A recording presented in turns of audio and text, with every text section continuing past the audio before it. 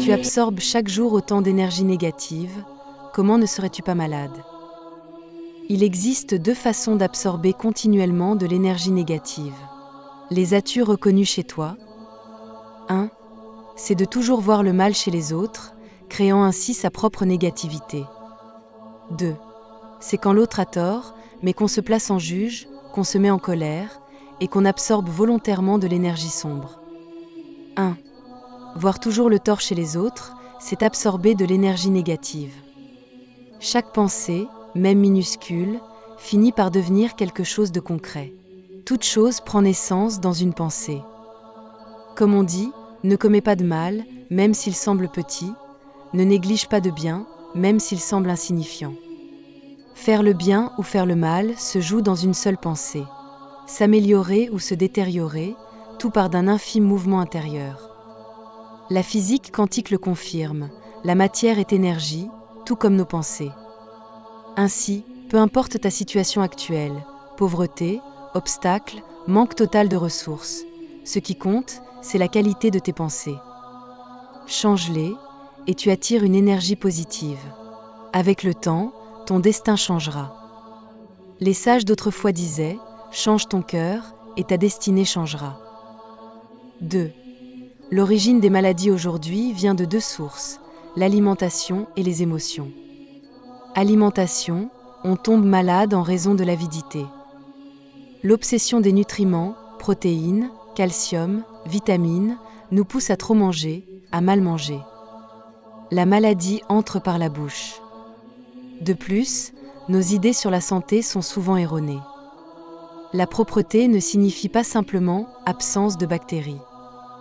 Les anciens classaient les aliments selon leur nature, chaude, tiède, neutre, fraîche, froide.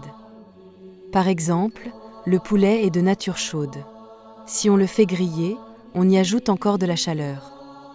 Trop de chaleur mène à l'inflammation. Émotion, voir toujours le mal chez les autres, penser que l'on a toujours raison.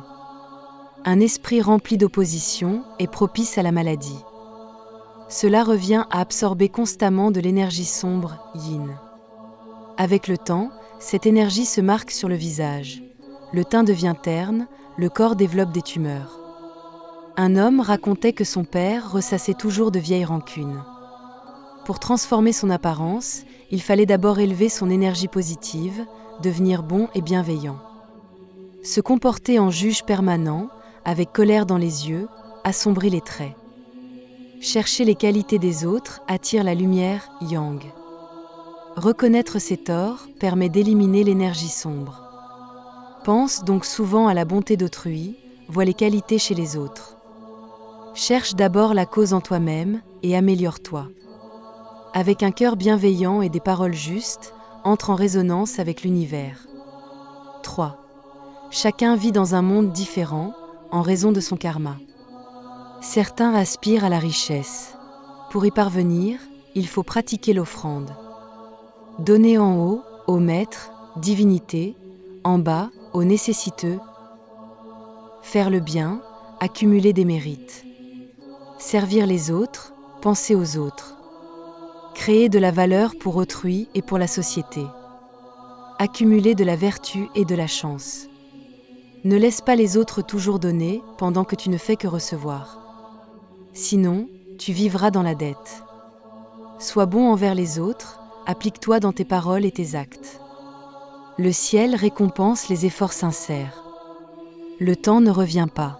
L'impermanence approche à chaque pas.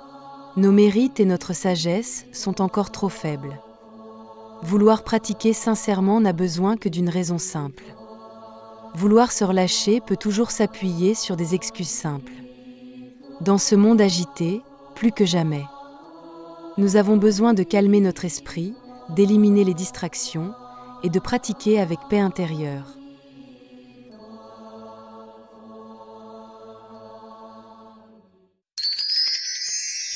Veuillez cliquer sur le bouton d'abonnement et partageons ensemble un moment de lecture et d'introspection.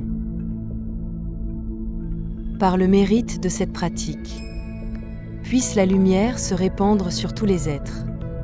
Puissions-nous, avec tous les êtres vivants, Marcher ensemble vers l'éveil suprême. En gratitude, offrons ces bienfaits aux 4 grandes sources de bonté, et que leur force soulage les peines des êtres errants dans les 3 sentiers de souffrance.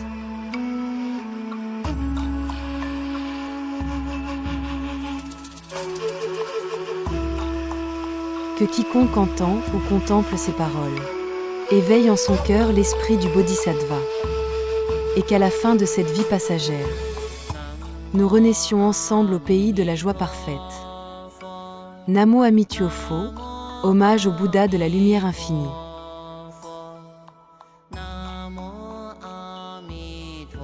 Voici une explication phrase par phrase. Puissent les mérites de cette action vertueuse être partagés avec tous les êtres. Cela montre l'altruisme. On ne garde pas le mérite pour soi, on le partage. Que nous et tous les êtres sensibles atteignons ensemble l'éveil suprême. L'objectif n'est pas personnel, mais universel, mener tous les êtres à la libération.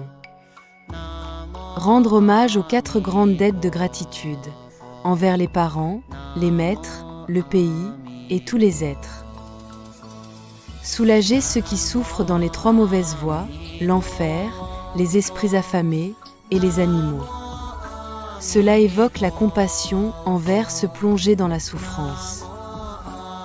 Que tous ceux qui entendent ou voient ce texte fassent naître en eux l'esprit d'éveil, Bodhicitta. L'intention est d'inspirer autrui à entrer sur le chemin spirituel.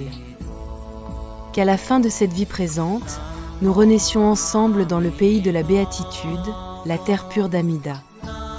Cela exprime le souhait d'atteindre une renaissance favorable après la mort, dans un lieu propice à la libération ultime.